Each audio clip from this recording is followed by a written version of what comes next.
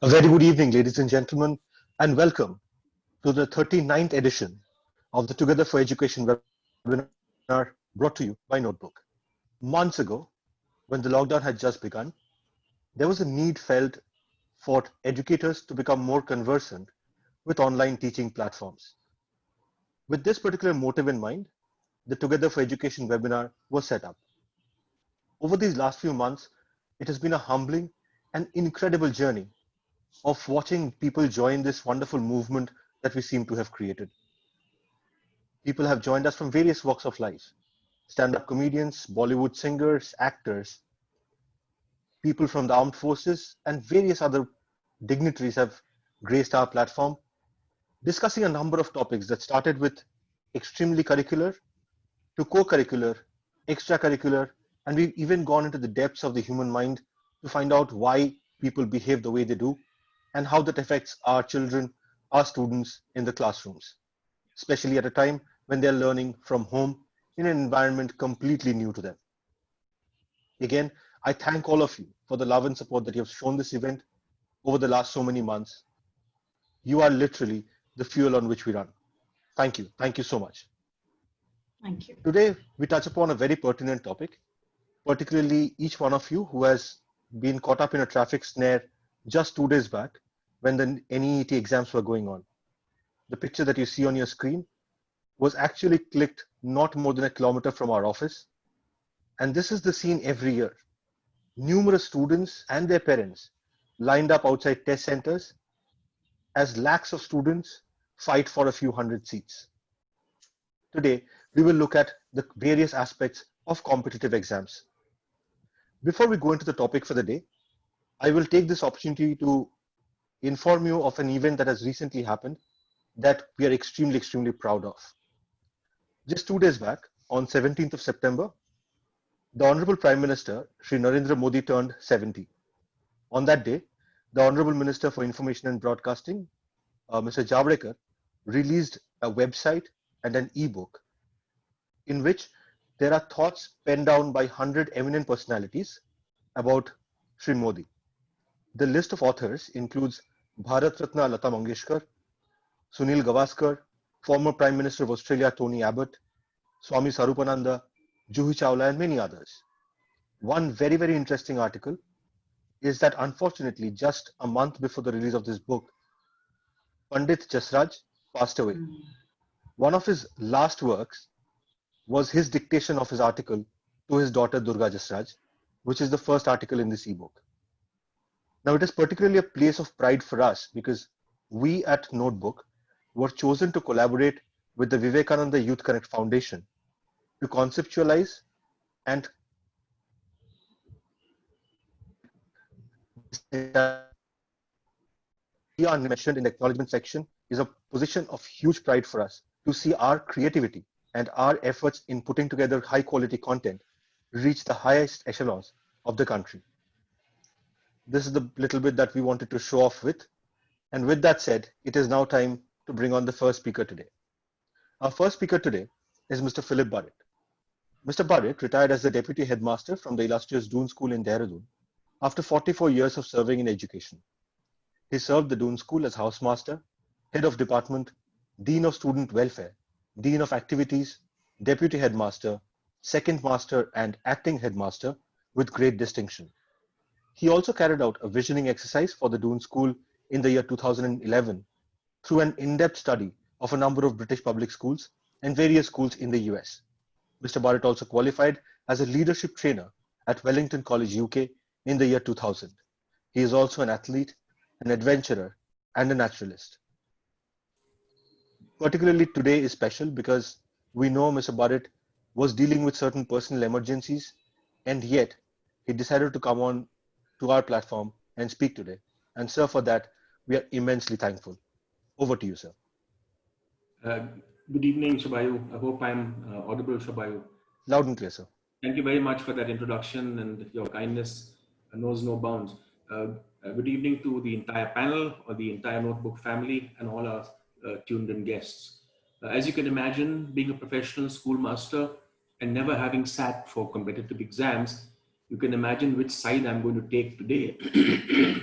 And I hope you won't mind if I look at it from the school teacher's point of view. I would define a competitive exam as one which has to be taken in order to see where one stands against one's fellows. It is not a reflection on how good or bad one might be, but it's how good you are compared to the rest.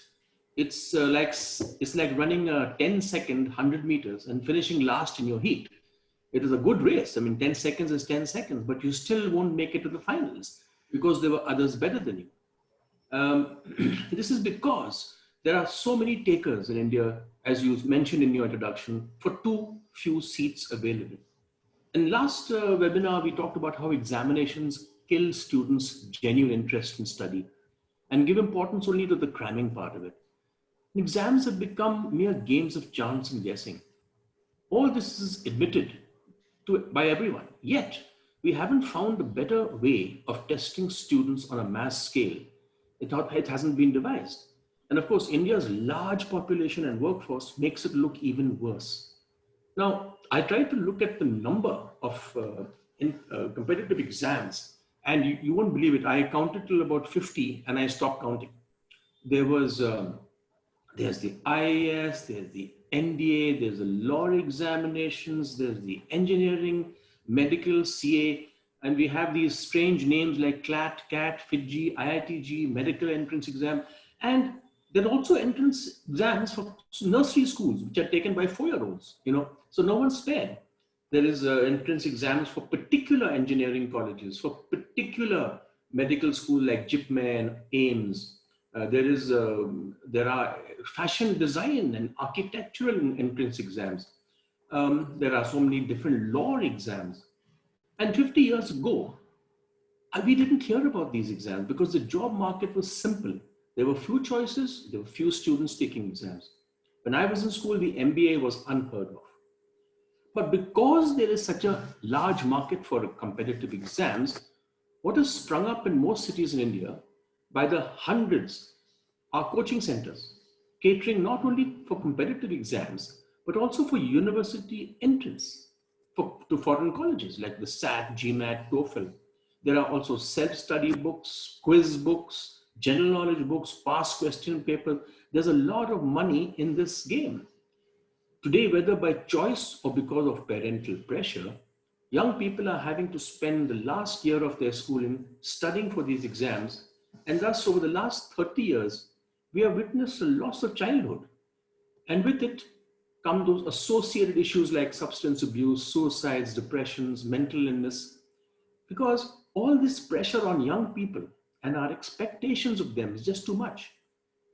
The worst scenario that I witnessed was the exodus of some very ambitious young men who had to leave our school to enroll in crammers, especially the one at Kota.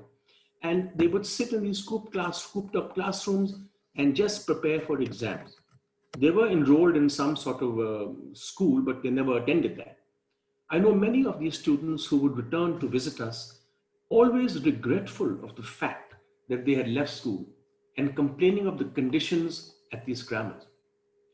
Some leave for the big metros to get domiciliary status so that they can make the state quota for medical and engineering colleges. There are students who, after enjoying 10 good years with their friends in one school, shift to another board simply because they feel that the other board syllabus suits the competitive exams better. And therefore, I was working in a school where I was working for a school, in fact, where they lost a lot of their students in the science stream in class 11 because they thought they had a better chance of making it to the competitive exam in another board. I often think that the last years of schooling these days is a write-off. That good old fun that we saw children have. The last years of school were where you can do your drama and do all your extracurriculars. That's gone today because today everyone is ready, is gearing up for competitive exams. So in this loss of childhood, I am very happy that the new education policy is now ending in class 11 so that we can at least, hopefully, have a full schooling. Again, the play field is not level. Because when it comes to students preparing for competitive exams in rural settings, there are a very few, if any, of these coaching centers. And so many of the aspirants move to the nearest district town. In day metro schools, post-school hours are spent in one of the many coaching centers that have sprung up like mushrooms.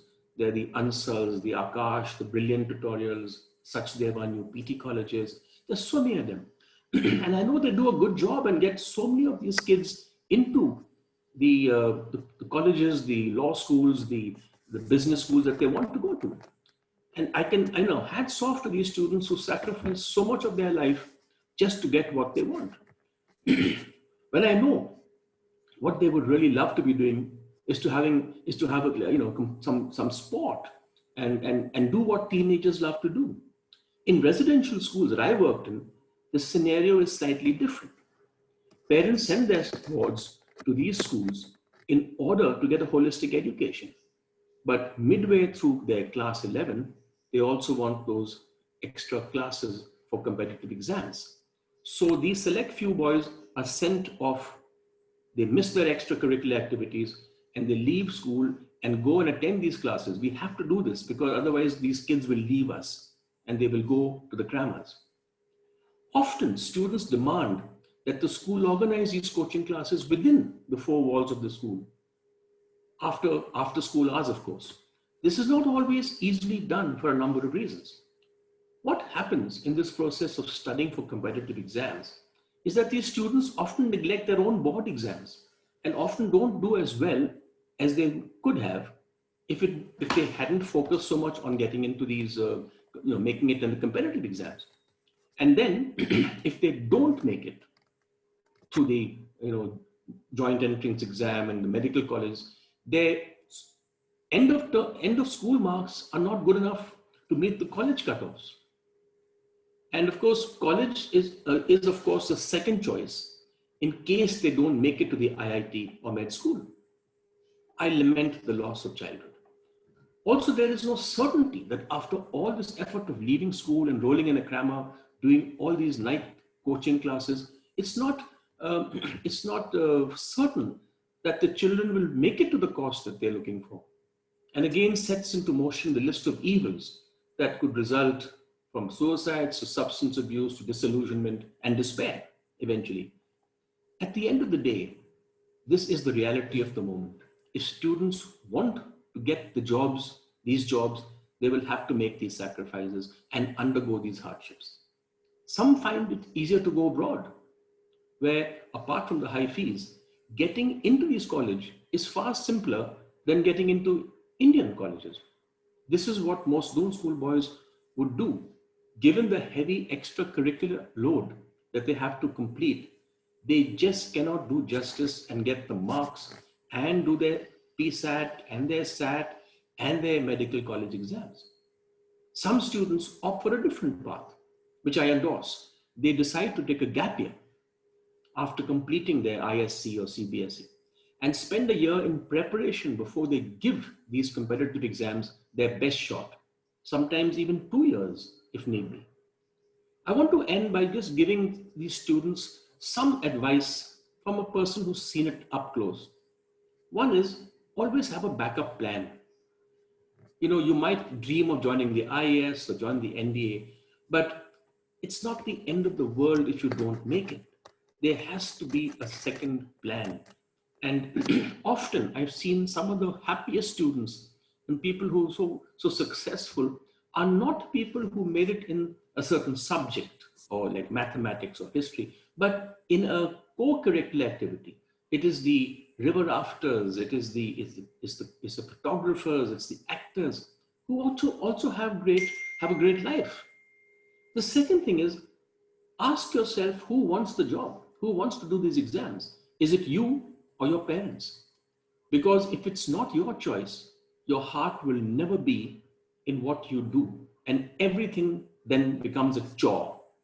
Everything looks greener on the other side actually. The IAS looks a fantastic job. So is medical. But have these students actually seen medical college ragging close up? Have they read the book by Upamanyu Chatterjee, English August, will tell you the inside stories of where these kids want to go. Like it's not a bed of roses. Third is choose a job that you love and you will never have to do a day's work in your life. Easier said than done. But sometimes we get hooked onto a job to make a livelihood. But I would advise them to look for a life.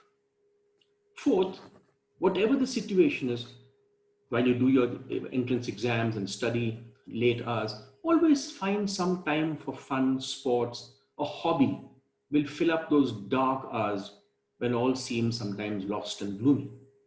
And lastly, take the advice of many before you decide on leaving school to join a crammer. Talk to students who have done this and ask them what they felt. Do not base your decision on one or two friends. Finish school well because you may live to regret leaving it too soon. That lovely sport, the drama, those treks, those debates, they were also important. And eventually, it is this that will be important at the job interview. When you have passed the exam finally and go looking for a job, at the job interview, they're not going to see your marks. They're going to see what else you did in school. And that's my advice to students today. With that, Shubhayu, over to you. Thank you so much.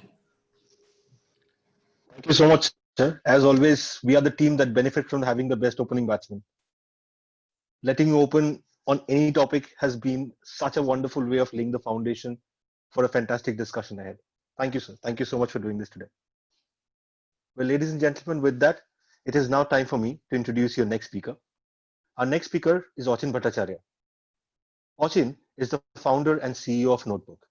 A chartered accountant by training, Achin was a director at Deloitte prior to starting Notebook. He has worked in India and abroad in various senior capacities in GE, PwC, KPMG, and Deloitte. Achin is an avid reader and a passionate traveler with keen interests in economics, history, literature,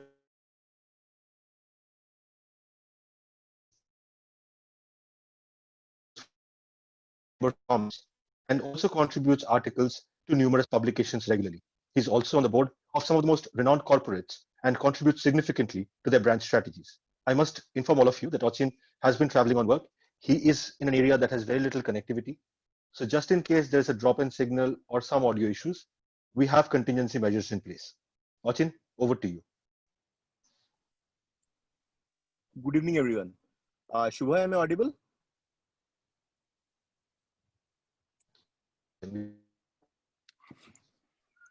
Hello? Yes, Achin, we can hear you. Go on. It gives me immense pleasure to welcome all of you again to today's session. Now, this is a very interesting and relevant topic for one and all, especially during the final years of schooling. Demand and supply mismatch, as well as the required level of foundation skills in certain curriculums, require a uniform screening process, which is relevant to students from different boards, students studying in different mediums, English as well as vernacular, and from different states and various socio-economic strata. Thus, smoothly conducting such examinations in a transparent manner is a Herculean task for the concerned authorities. But same, if not greater, is the daunting challenge of getting through the same with a respectable rank so as to ensure admission in an institution and stream of your choice. The topic in hand is interesting, and we will discuss various pertinent nuances in this regard. However, prior to that, let me extend a very special welcome to our esteemed panelists, who I am sure will enlighten us with their views and real-life experiences in this regard. We are a nation of billion dreams.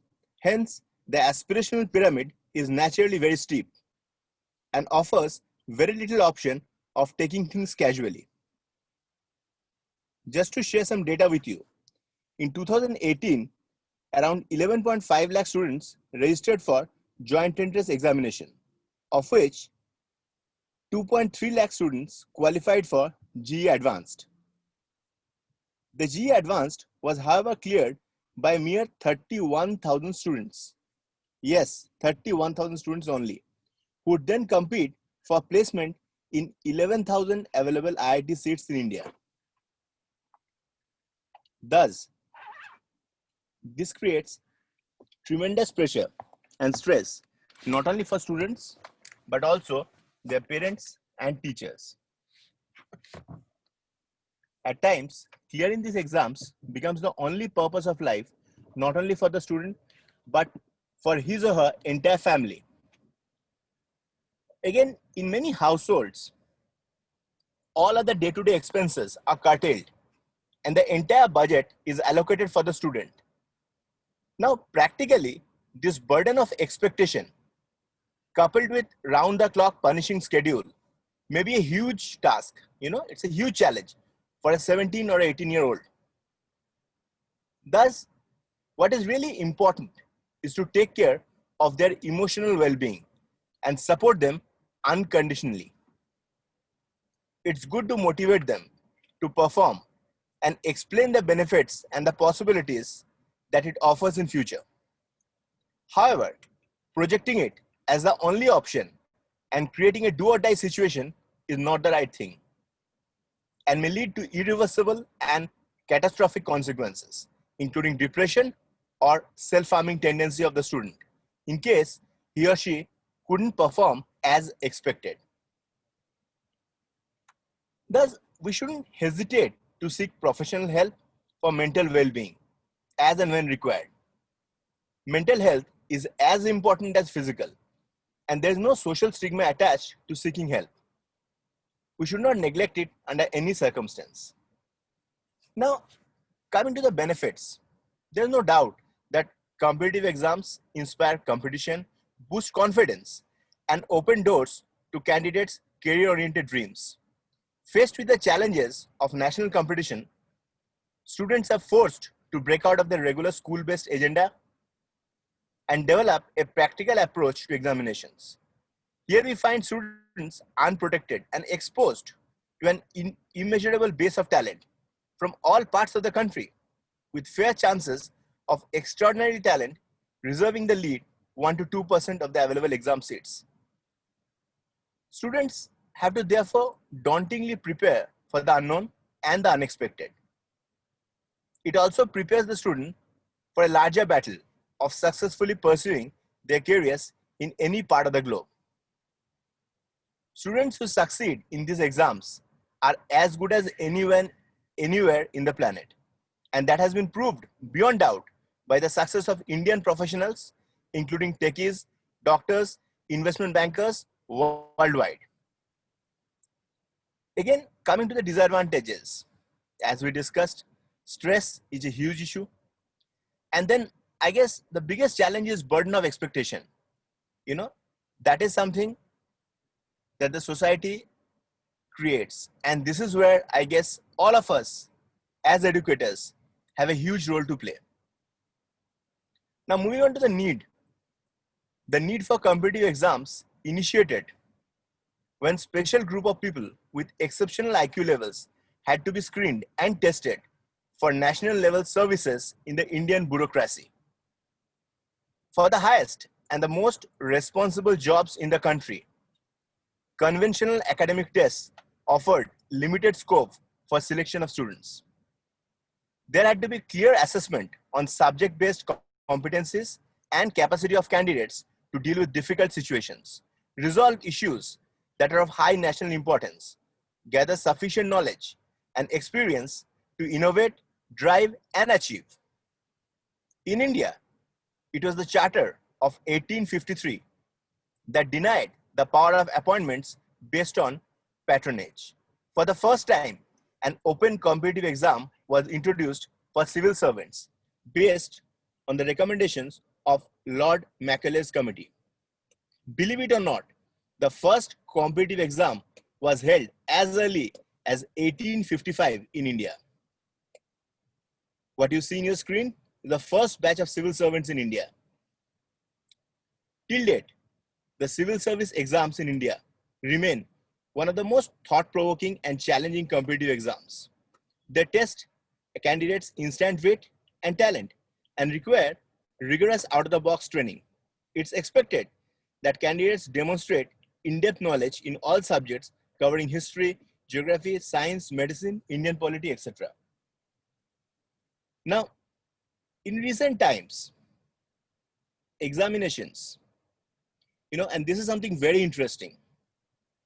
We have seen examinations evolving over a period of time, both national as well as international ones. And several entrance exams to medical, engineering colleges, and graduate aptitude tests such as CAT, GRE, GMAT have evolved to screen meritorious students and for self-chosen career paths. The best part about these exams are that most of them have been able to strictly maintain their standards.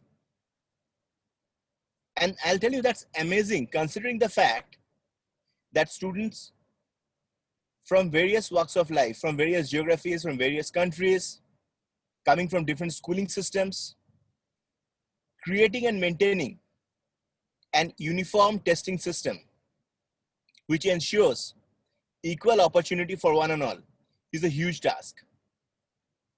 So, it's really great to see that how they have been able to maintain their standards for the purpose of open and competitive selection. Now, going forward, I guess another huge challenge that students very often face, and why only students? Esteemed educators and parents are also a part of the journey. Balancing between academic curriculum and competitive exams, especially during final years of school or college, is a huge challenge in itself. And with such limited and unnerving passing numbers, it's natural that students indulge themselves in long study hours. In their uncompromising effort to qualify for the best degree programs from leading institutes all over the world, they end up at times deviating from their academic curriculum, final years of school or college. There are plenty of instances when students fail to concentrate on board exams with the existing pressure of qualifying in an entrance examination. And I'm sure our esteemed panelists will definitely throw light on this subject.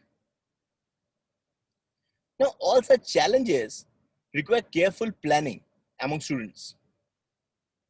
Teachers and parents need to address student concerns on how well they should plan for their regular school exams, and also those that require special attention. Now, this delicate balancing act, I may tell you, is very difficult. And this is where years of experience of our esteemed educators come in. And going by my personal interaction with so many teachers, parents, and students across the country, I can tell this with great conviction that our teachers are doing a great job at it. Being able to address such concerns is not easy and requires tremendous amount of maturity and experience and empathy. Now, again, exams are not the only yardstick of success, right? Although competitive exams are important to screen candidates who are most suited for a particular course or job, we really need to appreciate the fact that success in such examinations, although appreciable, is not the only litmus test of one's capability or appetite for the big league. I guess what is really important is to ensure that our children are not pressurized beyond a point. I guess as members of civil society, this is our responsibility to ensure, in case at any stage, either during preparation or post-examination, if a student feels that he or she wants to pursue something else, I'm sure parents and teachers are open and receptive towards it. Also, I guess it is our responsibility to give space to our children so that they can take their own decisions. And I guess this is one aspect which we have been deliberating on and discussing in our sessions. You know, nothing can be more important than the joy of living.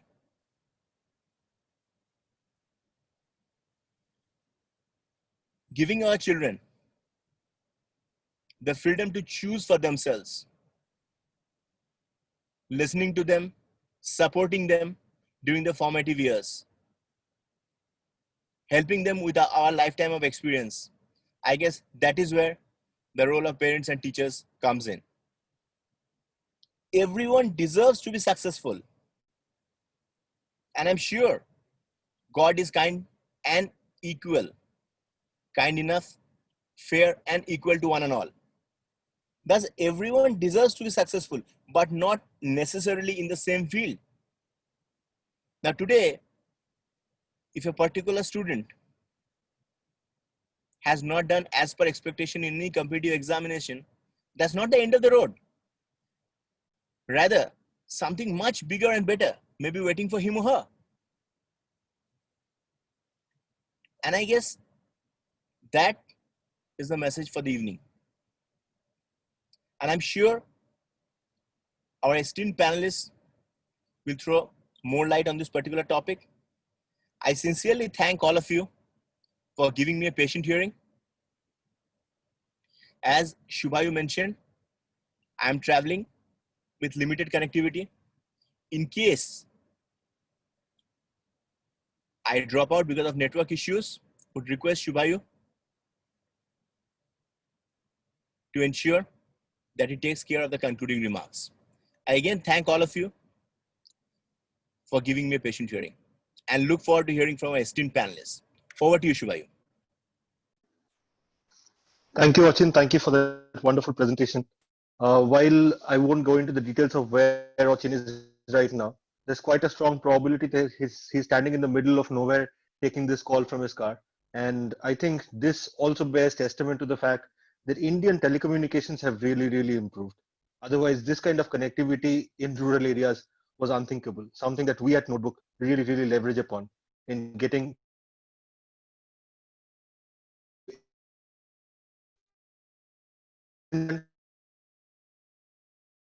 speakers for the day. Our first guest speaker today is Madam Poonam Raizada.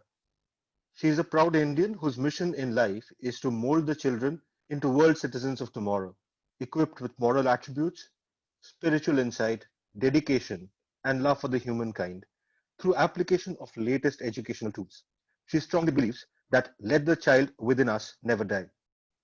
As a team leader, she feels that she has the power to transform the mindset, attitude, and approach of teachers to make the education a powerful tool for bringing about change for the better. I quote her, "Try and live up to your dreams and passions, as only that will fetch you the ultimate happiness." She has completed her MSc in zoology, her B.Ed, her MBA in HR, and her CTET.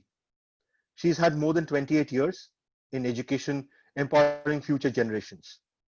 She has been PGT Biology for 15 years, Vice Principal for 10 years, and now Principal for 15 years. She has taught at institutes like the Birla School, Army School, Bharatiyam, and ECS, and currently working as the Principal and Edupreneur in the Worldway International School in Bhopal. With us over.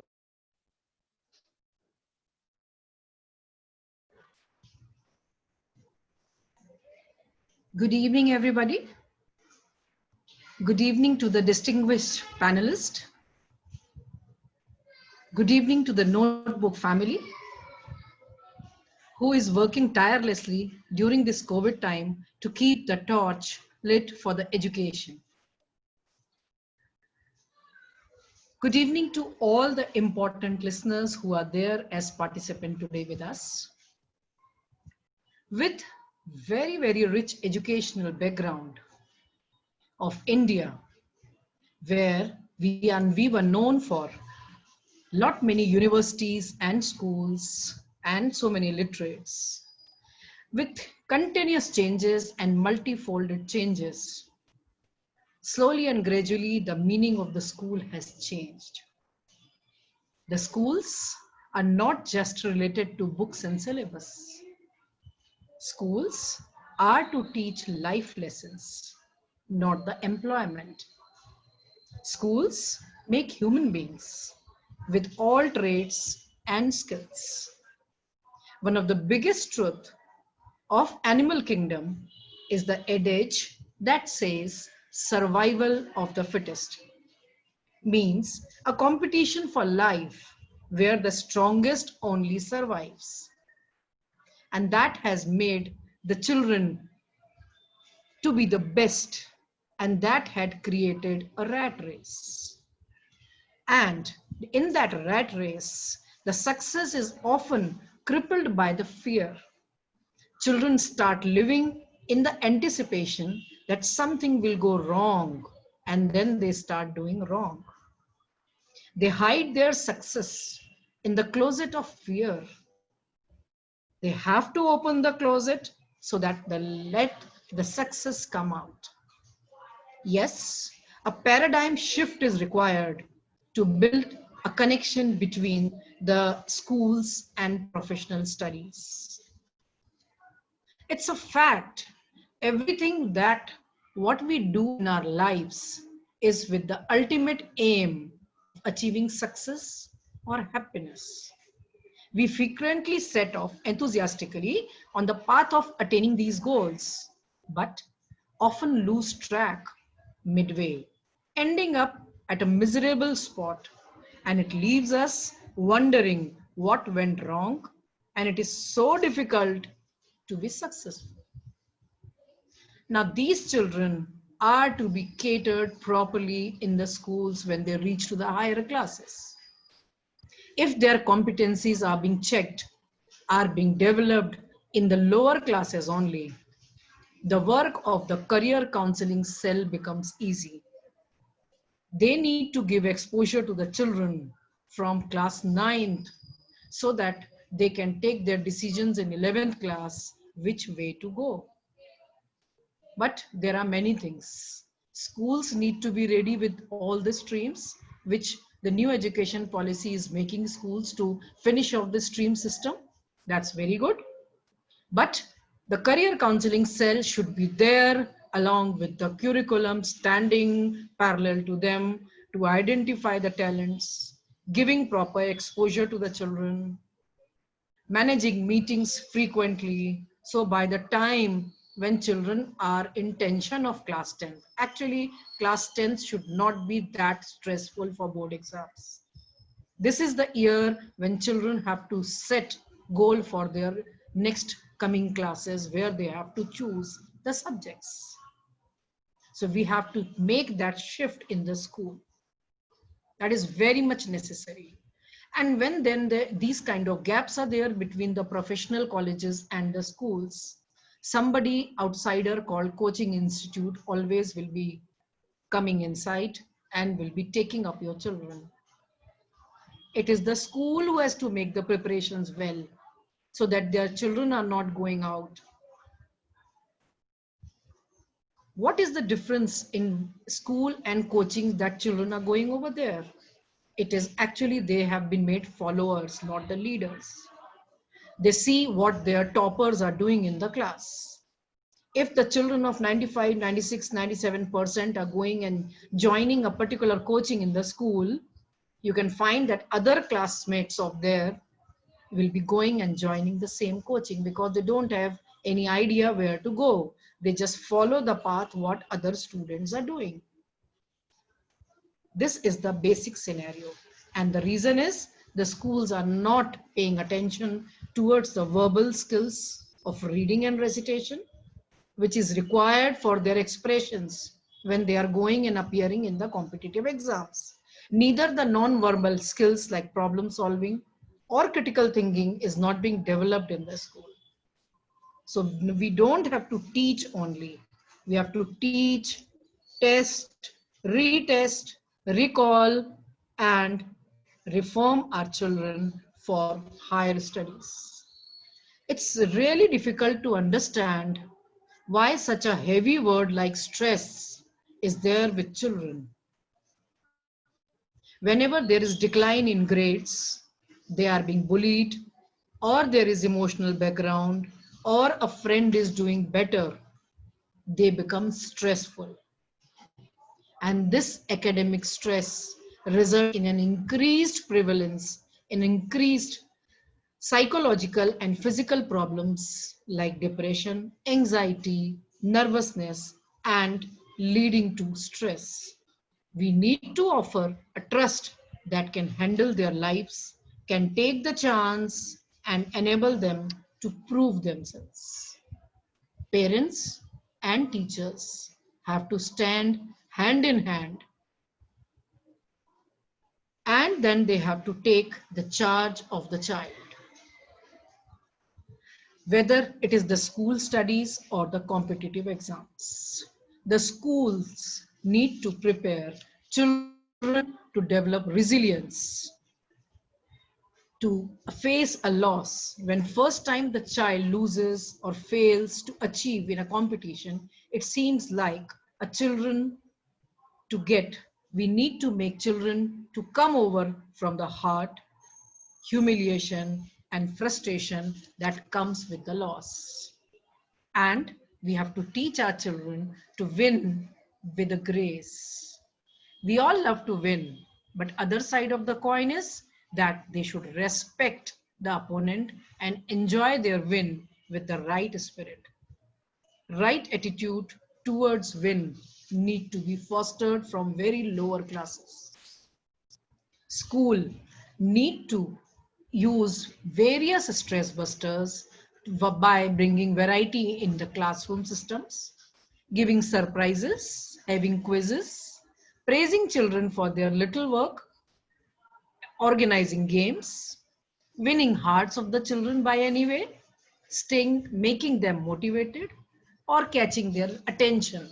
This will make child to come closer to the teacher, and the teacher is going to mold the child whatever way they want.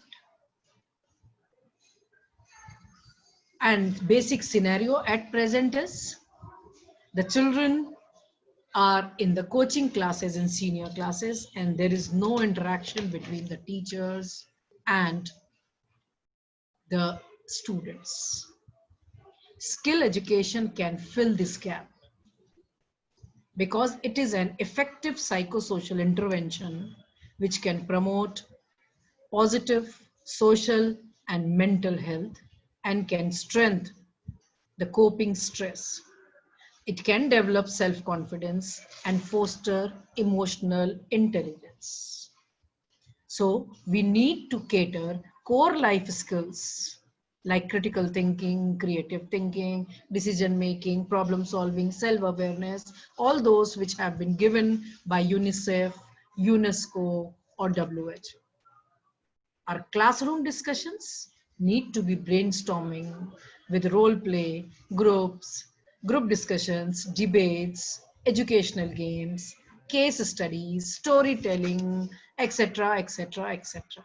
We need to tell children that not only the engineering, medical, and law are the options. These options, extra options, need to be given. Exposure by having so many types of competitions and programs in the school, which can help children to build a stronger foundation for a thriving future for academics as well as for professional level.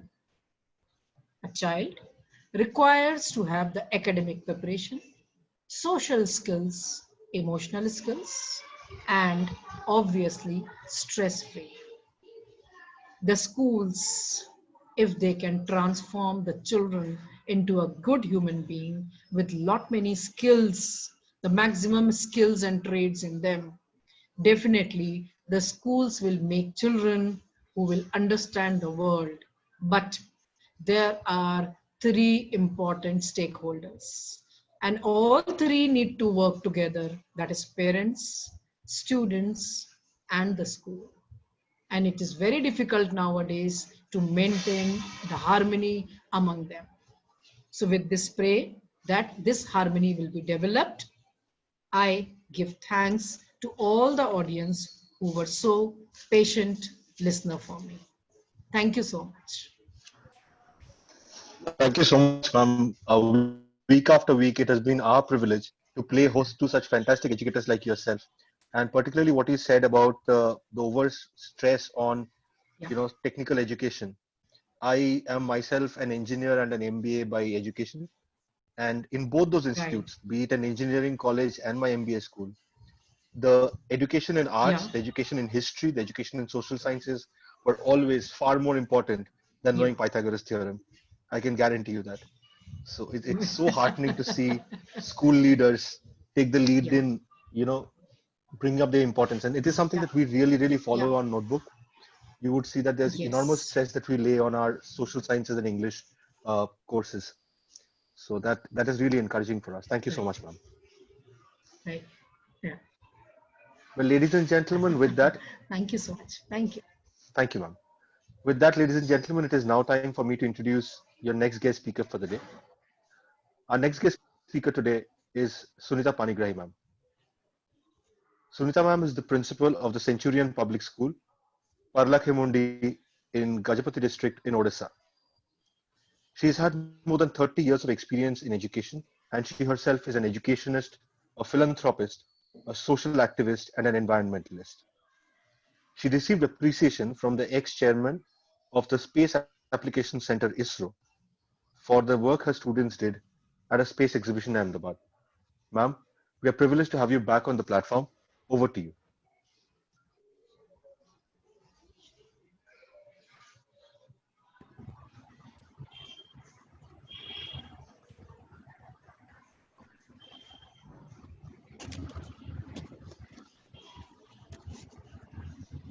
Hello and good evening, everyone. Thank you, Mr. Swayu, for the beautiful introduction. My heartfelt gratitude to Notebook for inviting me for the second time as a speaker to discuss on the topic competitive examination. Thank you. And it was so beautifully explained by Mr. Barrett, Mr. Achin, and Poonam ma'am. And I just want to share my screen. Can I please? Sure, As ma'am. we have got the, Ma'am, I can't see your screen yet.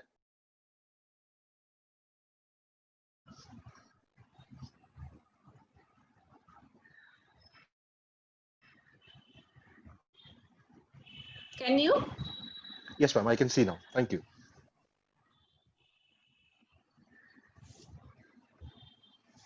Okay.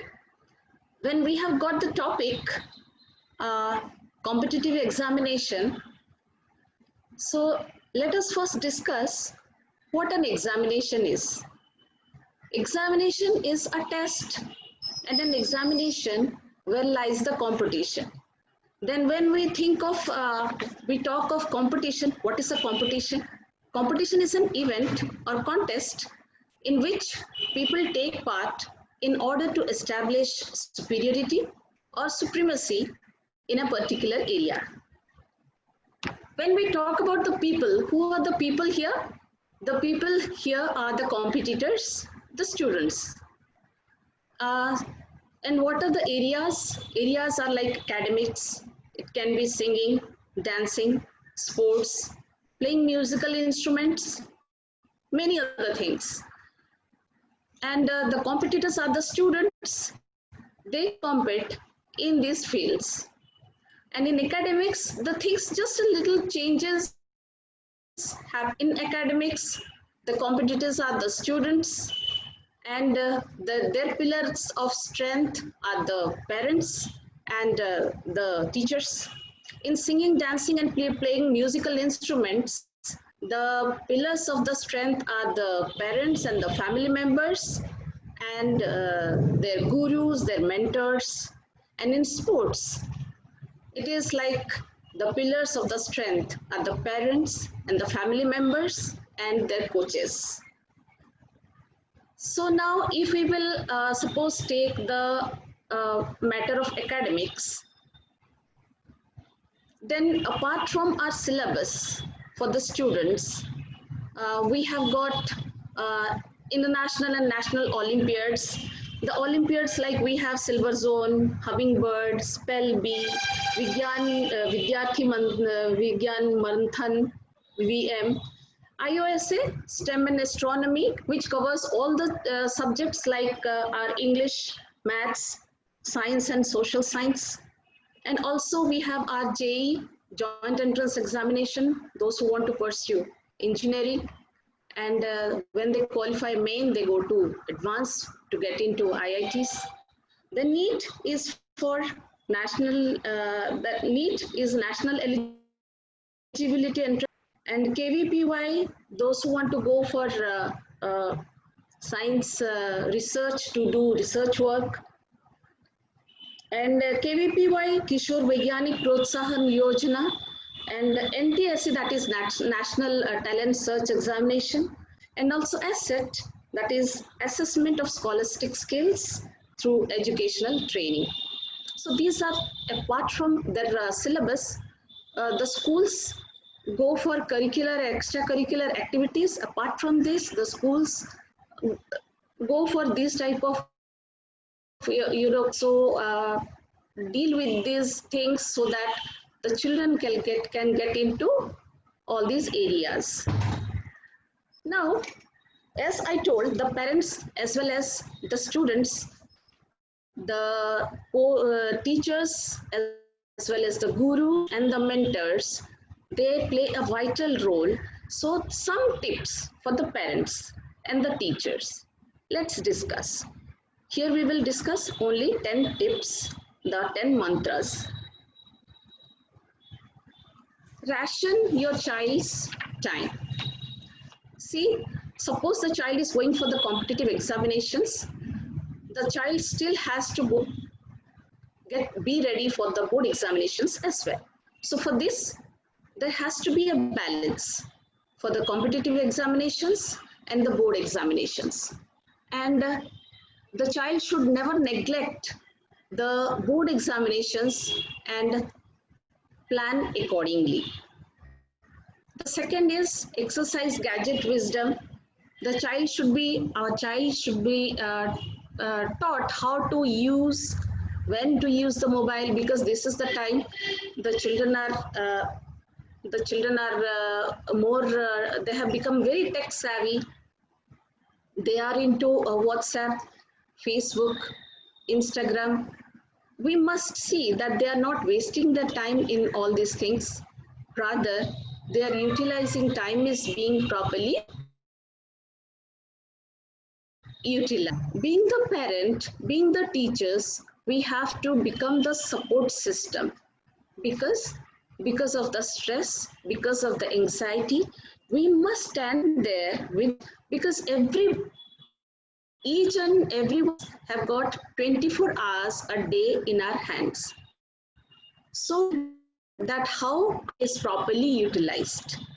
It is not misutilized, rather utilized. It doesn't mean that the child won't sing, won't dance, will do everything, but it should not be indulged into with other bad activities. Okay, and that is why we will tell them that winners don't do different things, but they do things differently. If we want that, if we are seeing that some capacity, capability is there in our child, we must encourage them. The next is how to utilize extra coaching. First of all,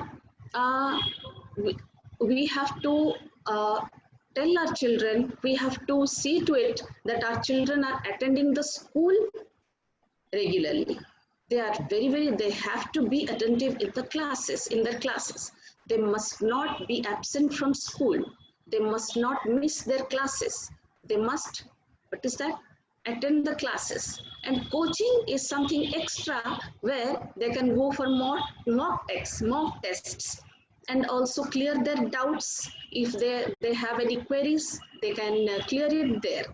Okay, and in all the schools, it is I'm just talking for the 10th standard and 12th standard students. Usually in the month of November and December, the school, in all the schools, they complete their syllabus. So they get proper enough time for extra coaching. Now the fifth one is how to handle the tense moments. See, when they are they go on studying, they take much time in taking with their books and all, they get frustrated, they get stressed, and they really feel very bad. At the time, we, the teachers, as well as the parents, we have to be with them. We have to be very, very patient. We have to handle everything very, very carefully. We have to talk to them, and we have to tell them to relax into music. Okay, take a walk happens. What is that? The pressure they are having at the time of their examinations gets down. Now next is try smart work rather than hard work. If our children are doing hard work and without any results, everything goes in vain. See, the donkey always carries the load throughout the year, throughout its life. So its job is to carry the loads. But the lion, only one attempt gets its prey. That is why he is the king of the jungle. So children, if you are listening, then don't study at the time when you are feeling sleepy. Okay, that is hard work. You are just doing hard work, but it is going in vain. You must go for smart work. Have your timetable, stick to your timetable, and do your work. Next is adjust your child's body clock. Nowadays, what happens? The children go for late night studies, wake up very late in the morning, even in the afternoon. So it is like early to bed, early to rise, makes a person healthy, wealthy, and wise. So we, being the parents and the teachers, we have to tell the children, 10 o'clock, yes, the picture says it's 10 o'clock, go to bed, and it's 6 o'clock, wake up, rise. Dear parents, if you're listening, provide healthy diet, give lots of fruits, green vegetables, avoid junk food. This will definitely help your child in adjusting to their studies. Next is explain the concept of healthy competition and never complain, never compare. See, in our one hand, we have got 5 fingers. Those 5 fingers, they are not same. So each and is genius. Each and every child is unique in its own way, in his own way. So never compare that. See, he or she is doing so, and you are not. Never compare, and create such a healthy atmosphere in the house as well as in the school, so that the child will enjoy his studies rather than he will run away from the school or from home. Should never be like that. Do not try to realize your unfulfilled dreams through your child. Like Einstein is saying, everyone is a genius, but if you judge a fish by its ability to climb a tree, it will live its whole life believing that it is stupid. Every child is genius. Now leave the fish into the waters. It will show. It will do wonders. Never say the fish to climb a tree. So if some of the things we could not do in our lives, being parents, we will never put force on the children. I could not, you have to do it. No, it should never be. And the last point is on the process and not result. Tell the children, you just do your duty. Do it. Just get results by focusing on the result. What will happen? What will be my result? Don't think that. You get results.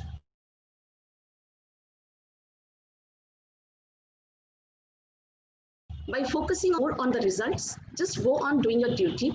being the parents, stand by your children's side, being the teachers, be their best friend. That is what my that is what I wanted to say. And one more thing I want to mention. Thank you, Notebook, for covering such wonderful topics which are extremely beneficial and also informative. Thank you. Thank you so very much. Thank you so much, ma'am. Thank you for joining us on this platform twice now. And I'll let you into the secret of how we get such fantastic topics. We get it from people who attend. In the chats and Q&A section, we keep a note of everything that is being told by anybody who's attending. And after these webinar gets over, we compile all of these. And more often than not, that gives us what are the most important topics that educators would want looked at. It's as simple as that. So we really can't claim any credit for that process. But thank you. Thank you so much for being here. And thank you for that wonderful presentation, ma'am. Thank I'm you. sure the 10 mantras would be very, very useful to everybody. Thank you. Thank you. Well, ladies and gentlemen, I have the privilege now of introducing you to two very interesting speakers. I say interesting because this platform has seen stand-up comedians, Bollywood actors, people from the armed forces, athletes of an international scale. But I think, if I'm not mistaken, this would be the first time we are introducing two students to you. These are students from the Centurion School, whose principal just spoke before them. Nikita and Hanisha have just passed their board exams, the 12th, with some fantastic marks. And because we were talking about competitive exams, I could not resist the temptation of making them look like one of those competitive exam hoardings that you would see in any city that you are in. 6 faces, 6 percentage marks next to them or the rank next to them. Nikita, Hanisha, it's a pleasure to have you with us. If you could switch on your cameras, I would like to speak to both of you.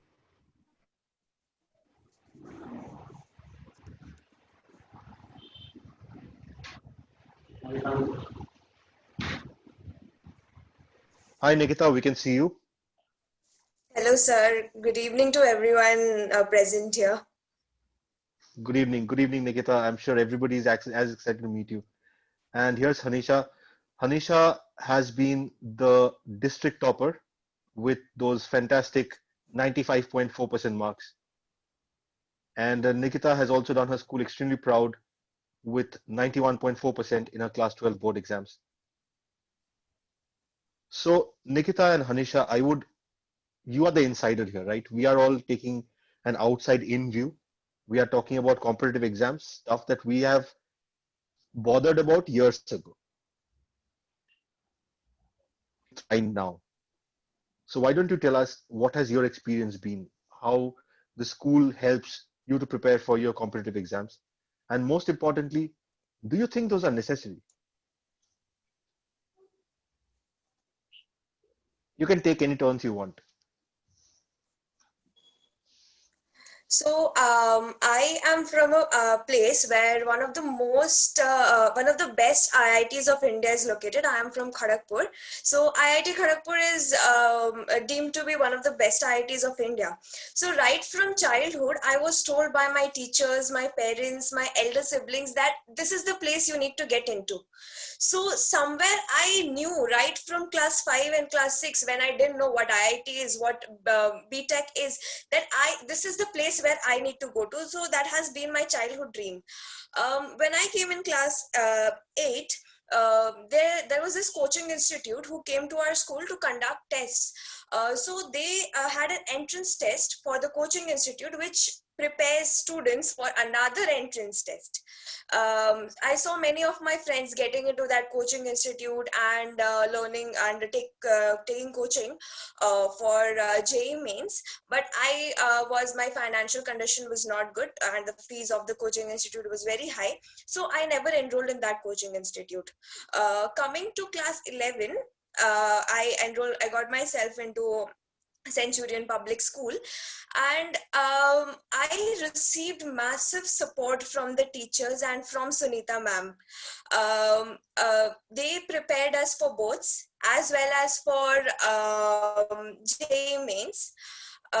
We had regular classes, we had the normal classes, we had separate coaching for JEE mains. So it was like we had both the things together. So the time was distributed equally between boards and between JEE mains and boards. So we had both the things covered. Now everyone tells you what how you will be if you succeed, but no one tells you how it will be if you fail in these exams. I have qualified for advanced, but my marks are not very good. I will not be able to get into those top colleges of India. But will this stop me from doing better further in life? Definitely no. This is my failure in this examination is not going to decide how I'm going to do further in my life. This is something which I have accepted, and I will continue in my area of interest in whatever institution I get. I have also appeared for the West Bengal Joint Entrance Examination, in which I have secured a rank of 2,900, through which I will be getting into a good college. So I will continue to pursue my dream of being a good software engineer in whatever college I get. So according to me, these exams, JEE Main, NEET, or whatever entrance exam we are appearing for, will not decide our future. My belief has always been that I will never study for marks. My main focus was how much knowledge I am gaining from whatever I study. Even my parents have never told me that this is the number, this is the amount of marks you need to get. You need to get 300, you need to get 200 out of 300. Nothing such. My mother has always told me that you focus on how much knowledge you're gaining. And this same thing has been told by my teachers and my principal ma'am, Sunita ma'am. So I just want to say that whatever I have achieved is not very big, but this little, if I have achieved, that is just because of the constant support I get from everybody. Yeah, with this, I just want to end. Nikita, a couple of things, right? One is you are a very confident and a wonderful speaker, right? Thank you, sir. Whichever engineering college you get to, make sure you make it to the debate team, make sure your public speaking skills, take it from somebody who has gone through engineering, right? Those colleges are full of dodos. Your public speaking skills are gonna make you a star in your college. So do not give up on that hobby. I sincerely hope you do have a public speaking hobby, right? Yes, sir, And I do. second, you are a lesson in strength. All right. Thank you so much for sharing your thoughts with us today. Hanisha, Thank you, over sir. to you. Yes, You're sir. welcome.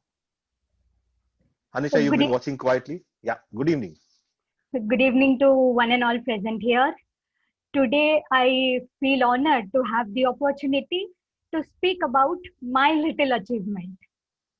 My journey of being the topper of my district in class 12 board exam started from class 10.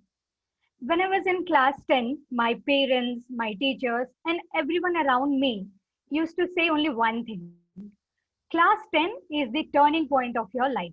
If you score good, you will be able to do good things in your future.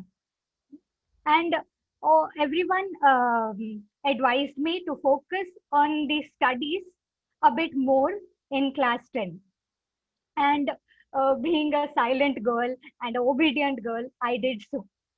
And I focused on my studies, and I was able to score well in my board exams. And I became this district second topper in my class 10. So after the results were declared, I received lots of wishes, and I received lots of blessings from my families and for my teachers, my friends. And for this little success, I was very happy and I felt awesome. But at the same time, I also felt that if this small taste of success feels so good and addicting, what would it be if I achieve even bigger things? That day, my hunger for success began. This time, I decided to become the district topper, and I made it.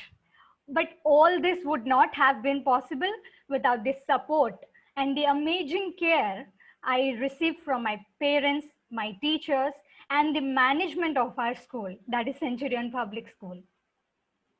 My parents were always with me in my highs and in my lows. They were a great source of moral support for me. They always taught me to see and take things positively. I will always be thankful to them. I would also like to thank Sunita ma'am, our principal, who always kept an eye on our studies. She always came to us, interacted with us, and tried her best to make us get rid of all the things that would break our path to success. She was like a friend to all of us.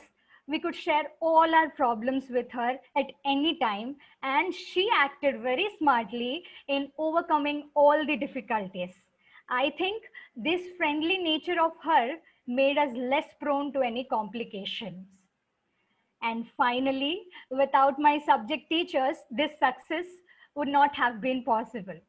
Every teacher filled me with the qualities that were required to crack the exams.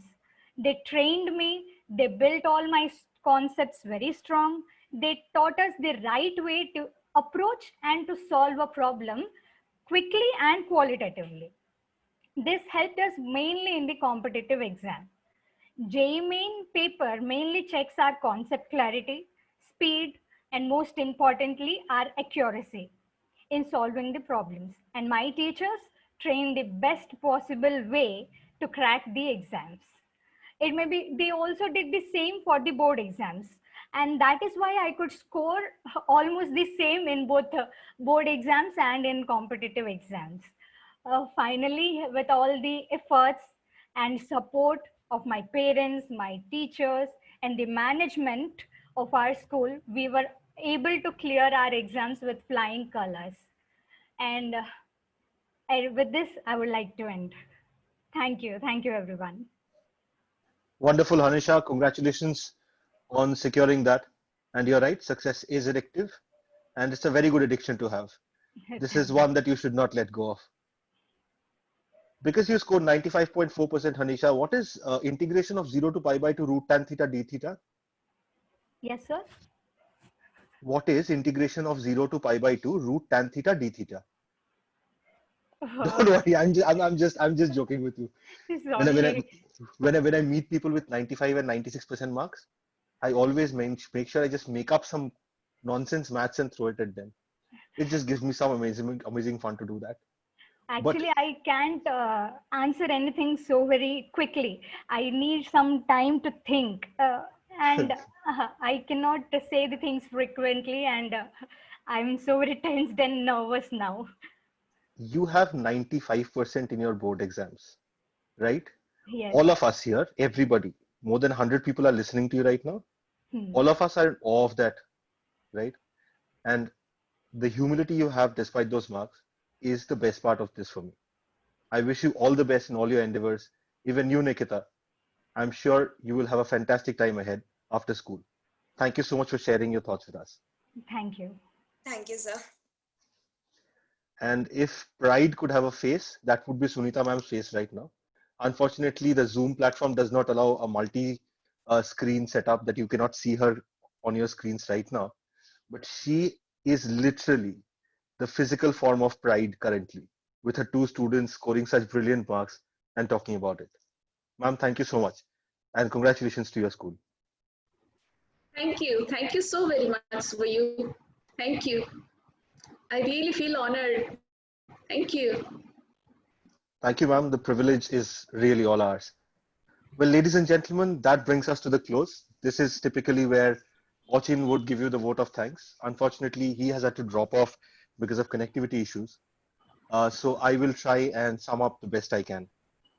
Bharat sir, thank you once again. We know that you've had to battle quite a bit of personal difficulty in being here today. So especially thank you again for that. I love that line that choose to do, make a career out of what you love, and you won't have to work for a day in your life. We at Notebook experience that on a daily basis. We have somehow managed to put together a very enthusiastic group of people who love doing what we do, which what makes it so rewarding, and particularly rewarding to have somebody like you as our advisor and mentor. Thank you so much, sir. Ochin's presentation, I think, gave a lovely historical background to competitive exams. It is not often that we see competitive exams in that light of how it all started in the 1800s. And it was nice of him to talk about the advantages, because in the setting that we are in, it's very easy to bash competitive exams. While at the same time, the fact is the Indian competitive exams, the pressure cooker system, so-called, does churn out professionals who are holding positions of pride and envy the world over. Poonam ma'am, I think you have some wonderful activities that are taking place in your school. The career counseling from class 9, I think, is a fantastic move. It really gives you a 3-year curve on identifying the exact skills that a student has in recommending the right career path. Also, the point that you made about creating followers and not leaders in today's classrooms, that resonates quite a bit with us. I think one of the big turning points that we are seeing in the last few years is that because of this multitude of careers that are opening up, schools are now a lot more focused on creating leaders and not just followers. And that, I think, is a massive, massive improvement. The point of the child being closer to the teacher and various activities to help learning in class, I think those are key takeaways for everybody who was in attendance today. Thank you so much for being here. Thank you so much. Pleasure is mine. No, ma'am, the privilege is indeed ours. Sunita, ma'am, thank you so much for being here. The 10 mantras, I think, were very important. You took a very practical outlook to the topic, while we got into the advantages and disadvantages, the right and the wrong of it. I think you took a very practical outlook and said, if they exist, why not figure out the ways to ace them? And I think those 10 mantras are something that every teacher here takes away, every student here might want to follow. The importance of creating a healthy atmosphere at home and asking parents not to live their unfulfilled dreams vicariously through their children, I think, was a very, very valid point. I have seen students throughout my life who have been really in love with engineering, and they have never for a day considered the competitive exam an exam. They said, okay, it's just a way to get to where I want to be. And instead, the moment it becomes a parental pressure situation, the reaction is completely different. Thank you so much for being here today. Nikita, as I said, you are a lesson in strength. We at Notebook are headquartered in Calcutta. With that rank in West Bengal joint entrance, you'll most probably be somewhere in our neighborhood. We would be happy to host you any given day. And Hanisha, congratulations once again on topping the district. And you are right, nothing succeeds like success. It is a wonderful addiction to have. Stay addicted. With that, ladies and gentlemen, it is my job to thank each and everyone who took out the time to attend these sessions.